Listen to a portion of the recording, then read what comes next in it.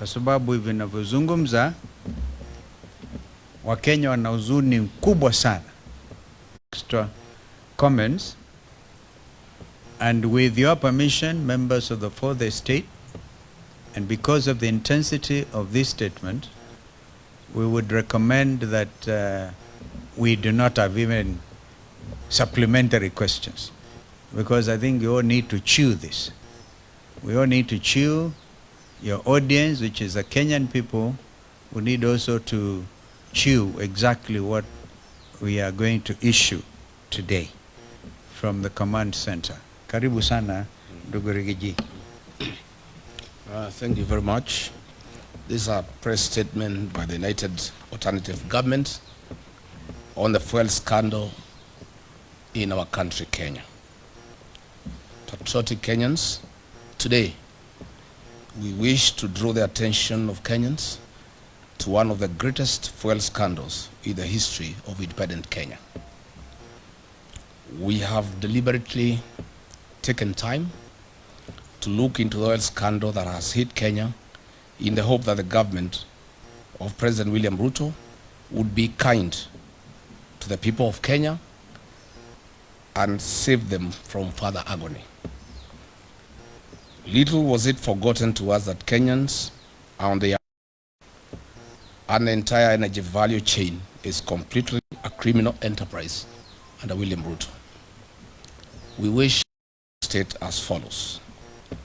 On Thursday, the 2nd of April 2026, Kenyans were treated to dramatic arrests of former PA State Department of Petroleum, Mr. Mohammed Liban, Mr. Daniel Kipto, former DG EPRA, and Mr. Joe Sang, former MD, Kenya Pipeline Corporation.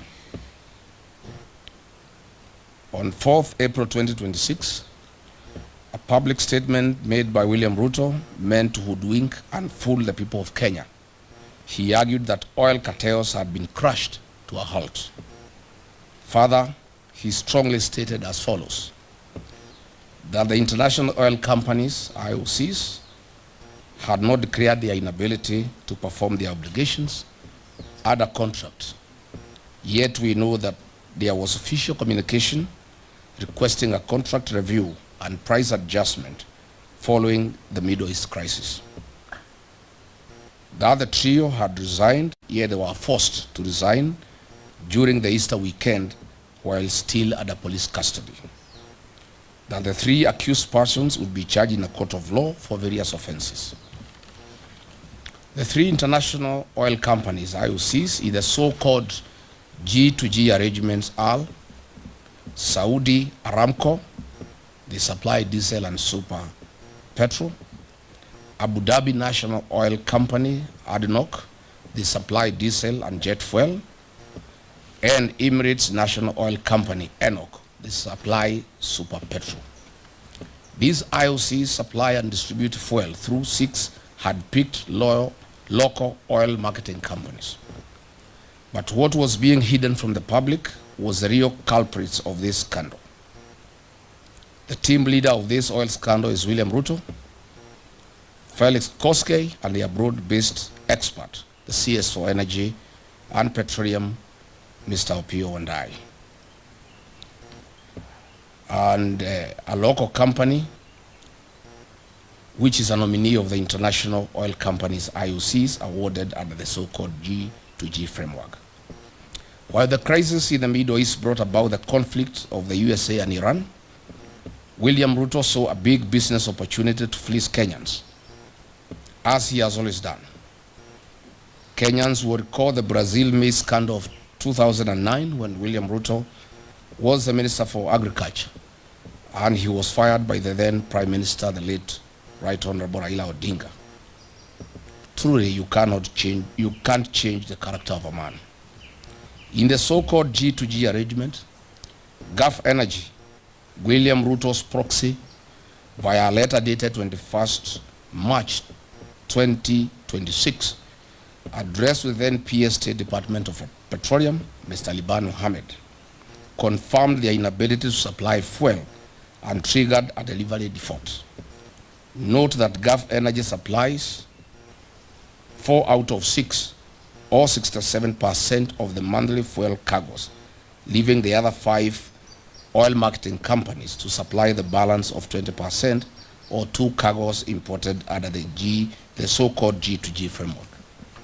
Since the IOCs in the so-called G2G framework agreement could not evacuate fuel through Strait of Hormuz and had communicated their inability to perform their contractual obligations, triggering a delivery default.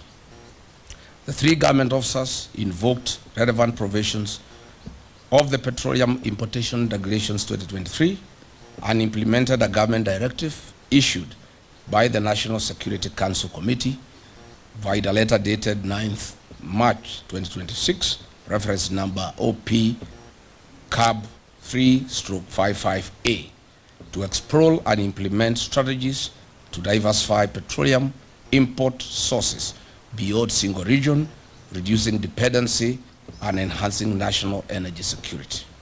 As such, the above decision was implemented. On 18th March 2026, the State Department of Petroleum, a meeting of the Vessel Alignment Committee, which was chaired by one Joseph Wafula, was held to review the supply position and replenishment plan. The meeting was attended by 13 local oil marketing companies.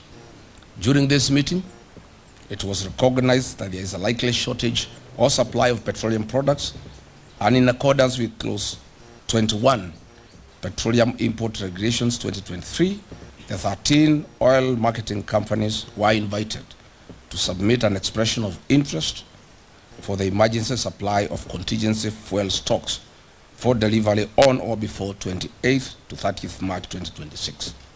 It is important to note that only 4 of the 13 oil marketing companies submitted their bids within the stipulated timeframe.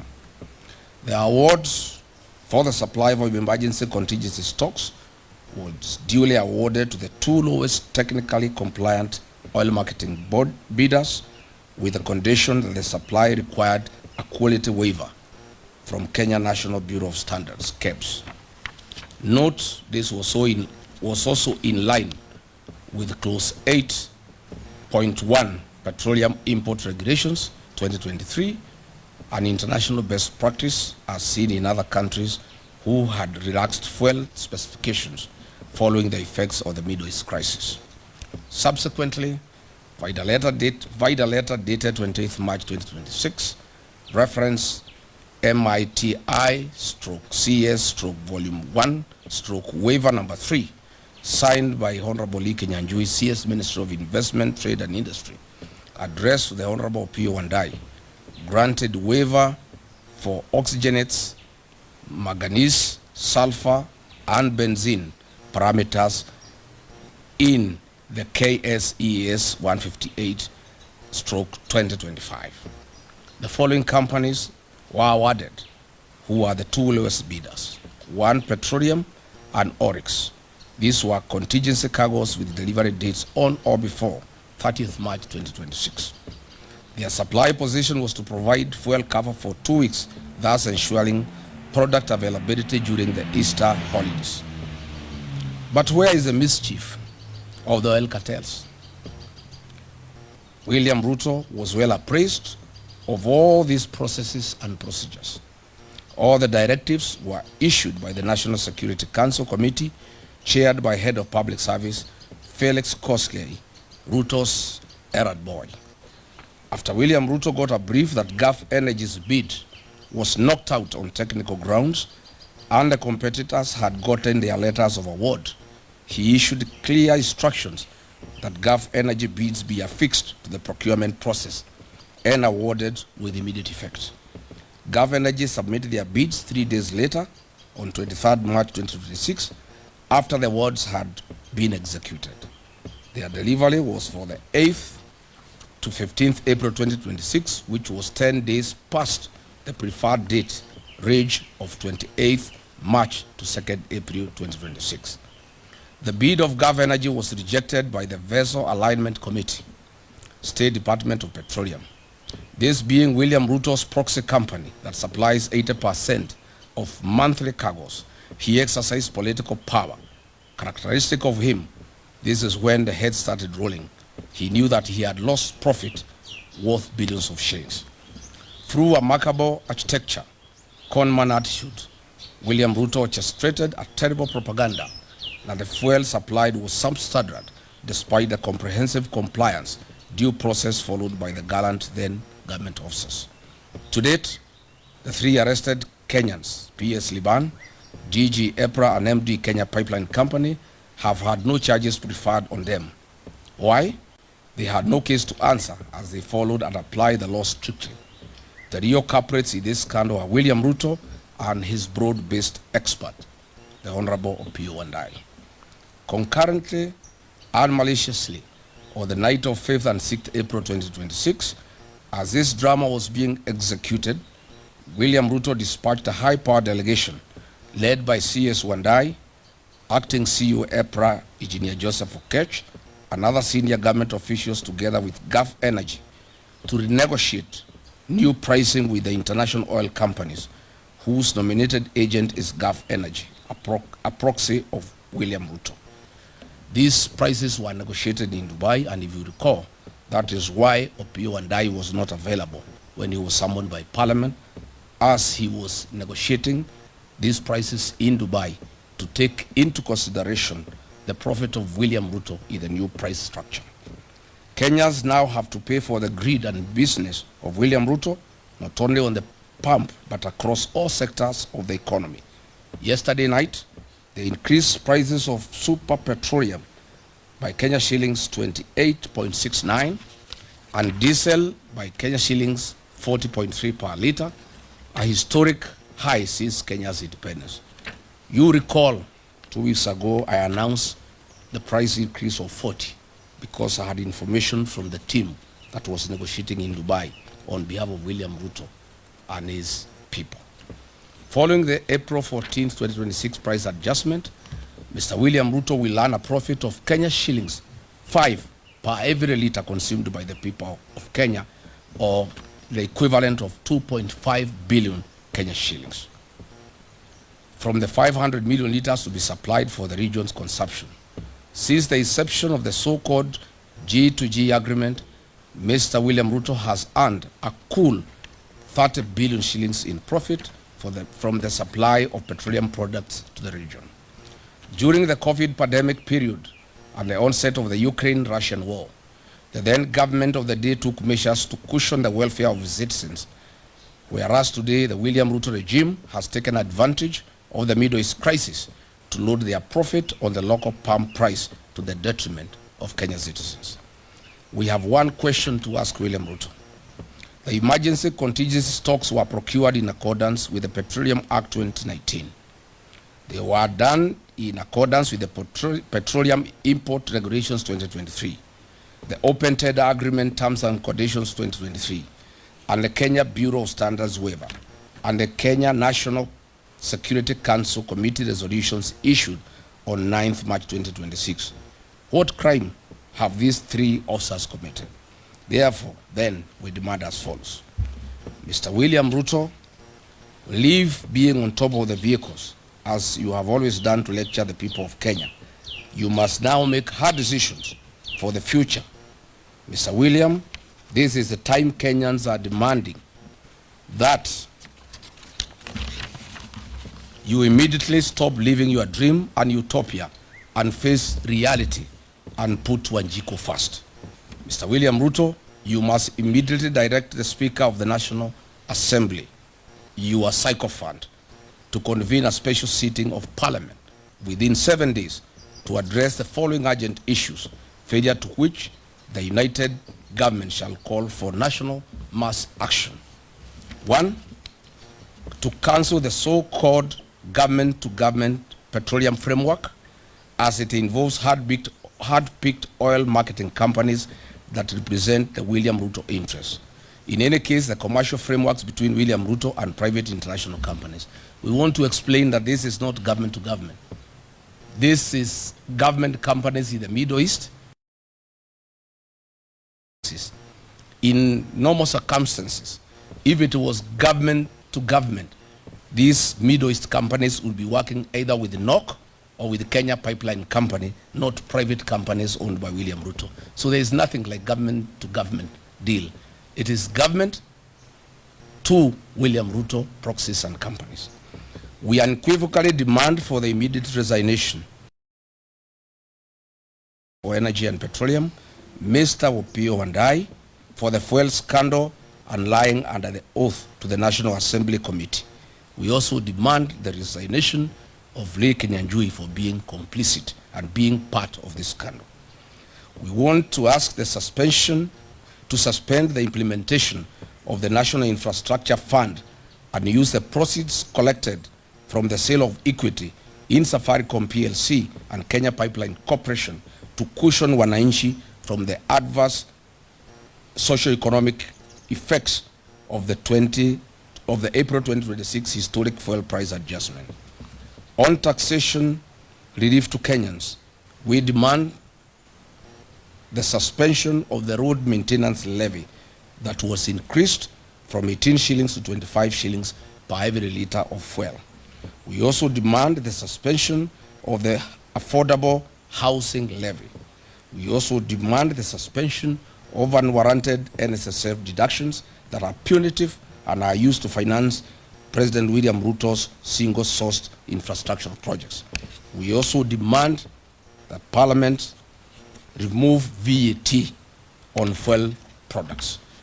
We are saying on behalf of the people of Kenya that that is a reducible minimum. And if there is no action taken on the part of William Ruto, we shall announce further measures to the people of Kenya to force William Ruto and the National Assembly to act in the best interest of the people of Kenya. Thank you. Well, there we go. Tomorrow, I will be in the High Court at Milimani dealing with this other state capture matter of the sale of Safaricom shares to Vodacom, itself a foreign company. So although in our statement we have highlighted that whatever the proceeds out of that sale, I want to announce that that is contested and will be in court tomorrow.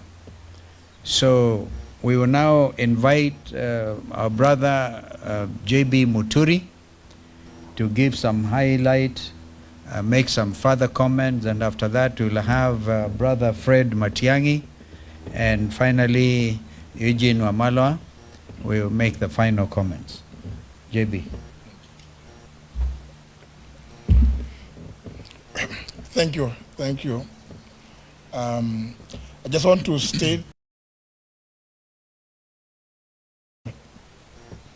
to William Ruto to ask his proxy, Moses Wetangula, to convene a special sitting.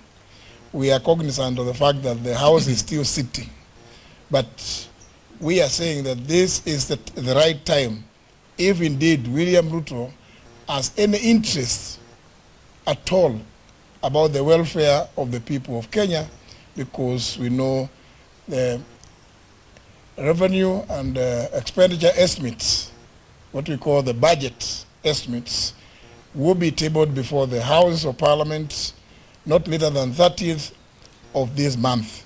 And therefore, our call for a special sitting and for the removal of VAT and the suspension and or total exclusion of the extra 7 shillings charged on the fuel levy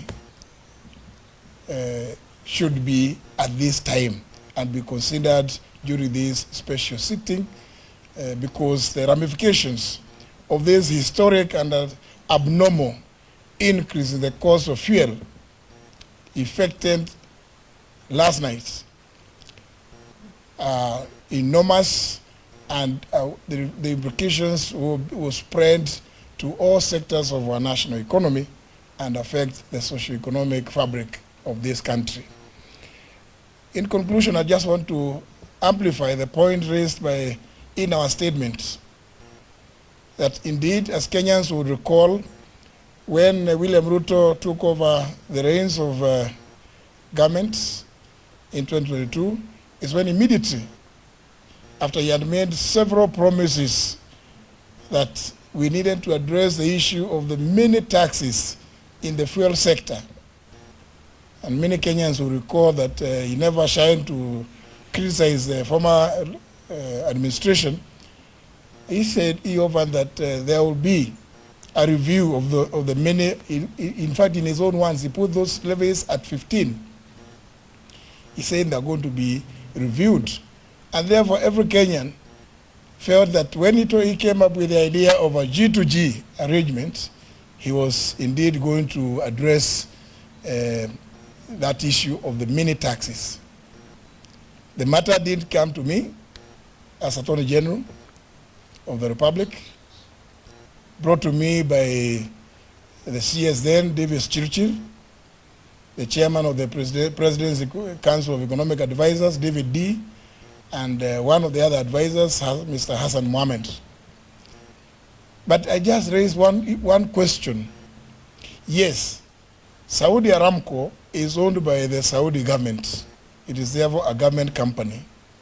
ADNOC is owned by the Abu Dhabi government. ENOC is owned by the Emirates. So indeed it's just an acronym. So I raise the issue. If it's going to be a government to government, what is the government on the Kenyan side? And of course the excuses were used that, there was a pressure on the Kenyan shilling because the oil marketing companies were demanding not less than 500 million shillings every month to import fuel into the country. And that now the arrangement was that Kenya was going to be given a 6 months window before paying for the fuel that will have been delivered. But surprisingly, the government of Kenya chose not to use the government-owned National Oil Corporation, NOC, or the Kenya Pipeline Company, KPC, to represent government on the Kenyan side so that the equation makes sense when you talk about G2G. Instead, the government of Kenya purported to advise the oil importing companies, the IOCs, the three from the Middle East, to nominate locally companies that government purported to have interest in.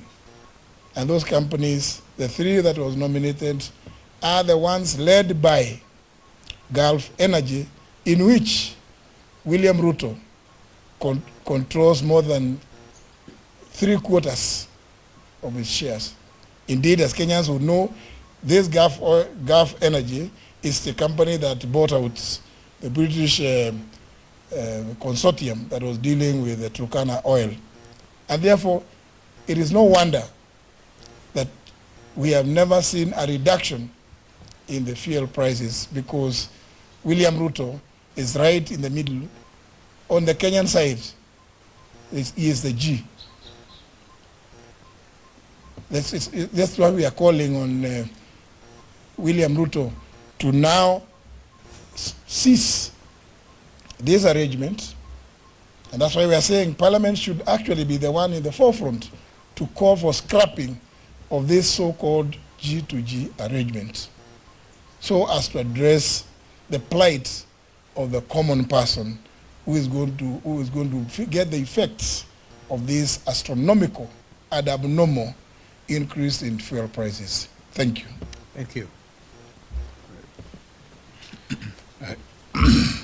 In addition to what my colleagues have said, when we were reflecting on this issue this morning, the 3 points that need to be made in addition to what we have said in the statement, the lengthy and detailed statement we have put out, is that one, a lot of information on this matter has come to us, the leaders of the opposition.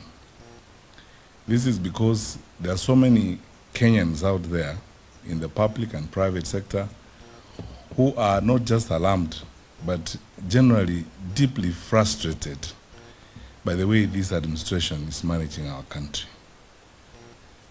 I stop to ask the question all the time. In this era of information and liberal availability of information, it cannot be that the government and its leaders are doing this in the hope that the public will not know, which leads us to the conclusion that they are doing so blatantly, deliberately, and they actually don't care about the law, they don't care about the stability of the country, and they don't care about the progress of the country.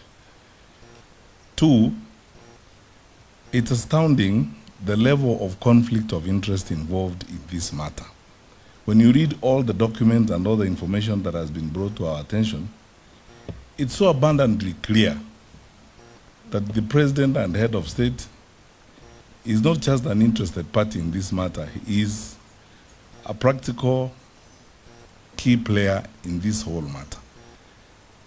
And our president is now faced with that conflict of interest where he needs to choose between being head of state and government and therefore the custodian of the welfare of the people of Kenya and the businessman and the practitioner that he is in the business environment. Because for the private sector in this country, the leader of our nation is a predatory competitor, and he can't hold that position of competitor and regulator at the same time, because obviously you can see the resultant effect of it. It's untold pain and suffering of our people.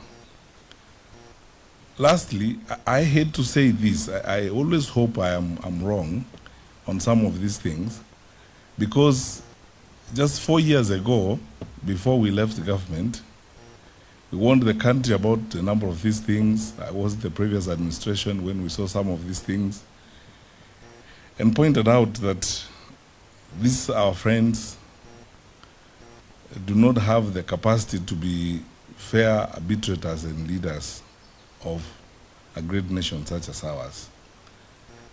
In my view, and we've discussed this matter considerably, if this issue is not dealt with, this matter of oil, I think we haven't seen the worst yet in terms of the direction our economy is going to take and some of the things that are going to happen as a result of the conduct of government business. So when we say publicly that our country is going the wrong direction, we do so because we love our country, we are patriotic, we are responsible people, and we have a moral duty to point out to our fellow citizens when we think we are clearly entering a very dangerous zone in the affairs of our country. Our leaders need to make that painful decision. Are they going to be leaders, regulators, managers of the affairs of our country and therefore the custodians of our people's welfare? Or they are going to be private business people doing business? If you sat down with Kenya Private Sector Alliance, the Kenya Association of Manufacturers, and all these private sector people working in our country and investing, working very hard in our country, some of them in low tones, some of them in extreme frustrations of the things that happen, give you evidence that our country is headed the wrong direction. And we are asking these questions not because we are negative about these things, but because we are also alarmed at all these things that are available. And we want to, lastly, on behalf of my colleagues, thank the Kenyans who have given us this information. You had my three colleagues who spoke before me, Honorable Gachagua, Honorable Kalonzo Musyoka, and Honorable Muturi. All this information that we have, a lot of it every day is coming to us from Kenyans who are very concerned.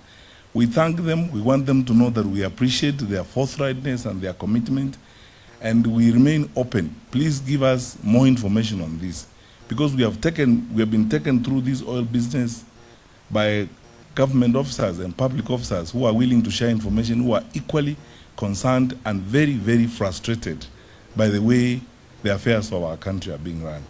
We will work with them My last point is to assure them that in us they have very worthwhile partners. We are also hopeful about our country, and we are asking them not to lose hope even as they find themselves in those circumstances. Help is on the way. We are turning the corner soon. We will turn the leaf soon, and we will continue with the business of building a country because we believe our beloved country, Kenya, is better. We are better than this. Thank you. Well done.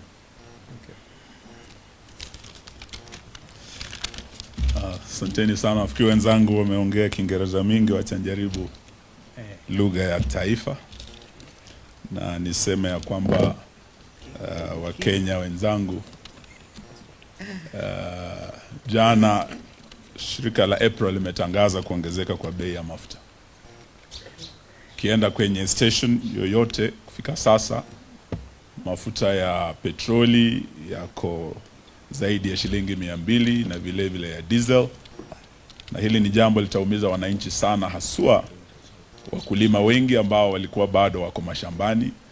Diesel imekuwa bei ya juu sana, inamaanisha hata yule mkulima pale kwenye shamba, kuanzia leo mambo yatakuwa magumu. Hata wale walio katika uchukuzi, transport, diesel itapanda. Hata vijana wetu wa bodaboda, petroli itapanda. Na hiyo inamaanisha nauli itapanda kutoka kwa yule mwana bodaboda, yule matatu, ile bus, na popote unapoenda. Sasa gharama ya maisha imeongezeka kuanzia jana. Na mara ya mwisho tukifikisha zaidi ya shilingi 200 bei ya mafuta ilikuwa wakati wa maandamano ya kwanza, wakati tulikuwa na finance bill ya kwanza ya serikali ya Kenya kwanza. Na hiyo ndio ili double mambo ya VAT, ushuru kwa mafuta, kutoka shilingi 8 kwa lita hadi shilingi 16, 16% ya VAT on fuel every liter. Hapo ndio ilifanya gharama ya maisha ikaongezeka sana, kukawa na maandamano. Na baada ya maandamano tukaulizwa twende kwa mazungumzo kule kwenye Bomas. Tuliongoza Mheshimiwa Kalonzo Musyoka kule kwenye Bomas, timu yetu ya Azimio. Na kati ya yale tuliambia serikali hii ni kwamba Bwana Zakayo, shukisha ushuru. Ushuru wa kwanza shukisha kwa mafuta. Pale Uhuru Kenyatta aliwacha kwa serikali, na nilikuwa kwa hiyo serikali na Mheshimiwa Matiang'i hapa, ilikuwa pressure nyingi sana VAT ipite 8%, lakini Uhuru Kenyatta alizuia, akasema ikipita hapo wananchi wataumia. Na hiyo ndio ilifanya lita ya mafuta wakati Uhuru anaondoka, Wakenya wenzangu mtakumbuka, ilikuwa shilingi 159, 159 per liter. Lakini baada ya hiyo finance bill 2023 bei ikaongezeka, kawa na maandamano. Kwenye Bomas tulikuwa na Mheshimiwa Kalonzo, tukawa na Mheshimiwa Opiyo Wandayi na wenzetu wengine ambao tulifanya kazi nao.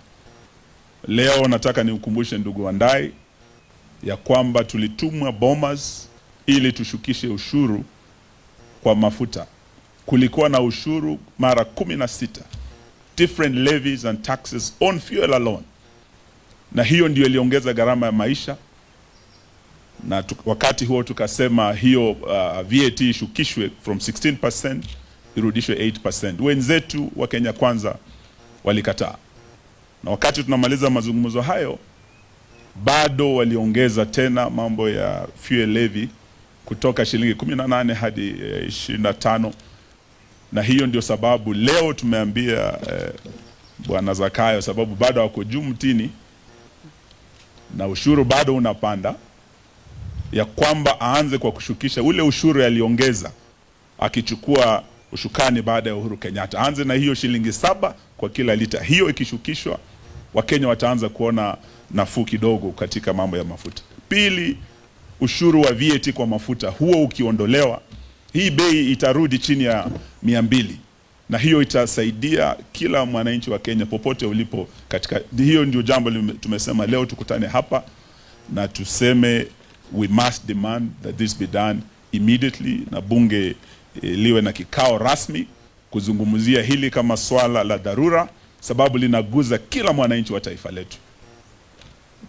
Shida ambayo ilikuweko tena kule Bomas, kulikuwa na hii mpango wa G2G, wakati huo ndio ulikuwa unaanzishwa, na tuliambiwa dola imekuwa mbaya, sasa lazima tufanye negotiation na wenzetu Warabuni so that we stabilize.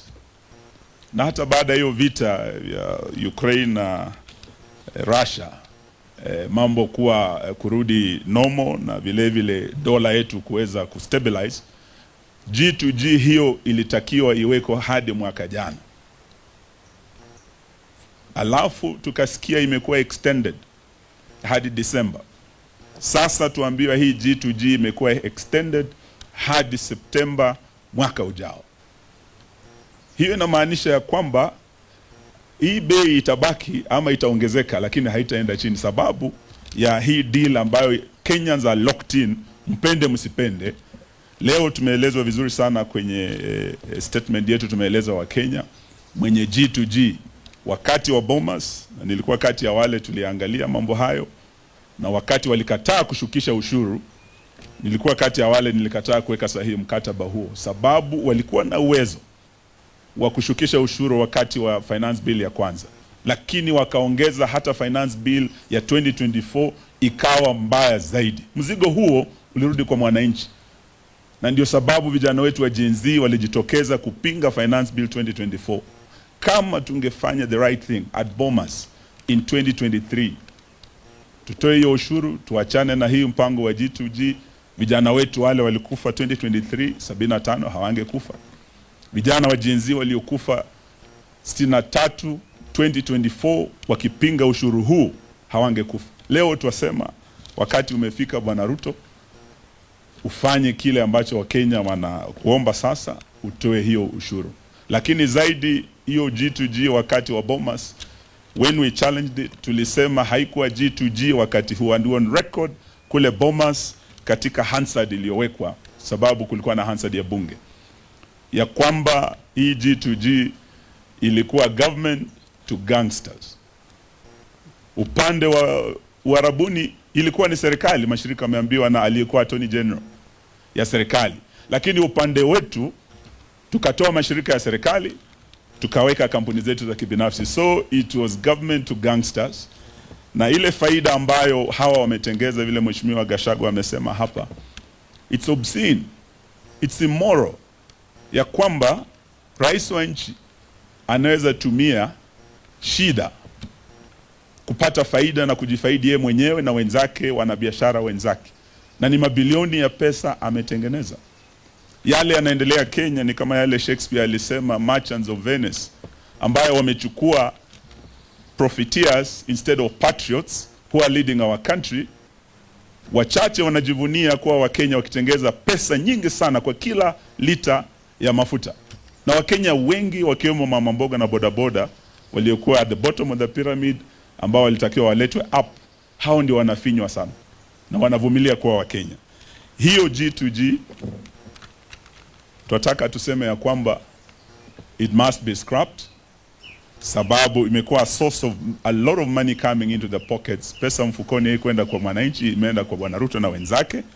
Na leo tunataka tuseme ya kwamba wakati umefika tuanze kujiuliza, je, tunaweza endelea kuwa na rais ambaye ni mwanabiashara, ambaye atumia ofisi yake kujifaidi mwenyewe na marafiki zake? Wakati amemaliza mwaka wa kwanza, orodha ya kwanza ambayo ilitoka, and this was global ranking of the most corrupt presidents of the world, aliorodheshwa kuwa nambari 2 nyuma ya Assad wa Syria. Mwaka jana wakati orodha imetoka ya kuangalia marais tajiri sana, amekuwa katika the first 11 of the richest presidents in the world, akiwemo na maoligarch kama Putin wa Russia. William Ruto ako kwa hiyo orodha. Na hiyo haitushangazi, sababu kama wewe ni rais mfisadi sana, mwanabiashara hodari, uko kwa sekta zote. Ukienda kwa sekta ya banking, ako kule, hii bank inaitwa Sidian. Ukienda upande wa mambo ya hoteli, hospitality, mahoteli ya Weston, Hata kuna moja kule Masai Mara, the Car Ritz Hotel, Ritz-Carlton. Tumeelezwa katika mambo ya manufacturing, steel na rafiki yake 𝐄𝐿𝐄𝐄, chuma zote za affordable housing, simiti yote yako kwa manufacturing. Tukienda kwa sekta ya kawi sasa, ndio tunaguza G2G hii. Sio tu hiyo Gulf kampuni ile mnasikia Starbucks, he has interest there. Tukienda kwa mambo ya hospitali, kuna hospitali inaitwa Real, na tuliona rafiki yake pale Nairobi West Hospital, he has interest there. Kwa mambo ya SHA, ni biashara vikubwa sana anafanya kule kwenye SHA, na katika sekta ya afya, katika sekta ya uchukuzi, starting na aviation, ndege zake sio tu helicopter ambazo anakodisha hata serikali, lakini hata ndege zake zenyewe zinakuwa hard na KQ. Ni mwanabiashara mkubwa sana hata angani, sio tu hapa chini ardhini katika Kenya. Ni jamaa wa majuu sana. Tukienda kwa elimu, anaanzisha university kule Eldoret, sisi sote tunajua. Is in direct competition na university ya Moi inaanguka, lakini yeye anaanzisha a world class university kule. Hata biashara ya matatu, he has not spared Kenyans. Ako kule, tunajua matatu zake.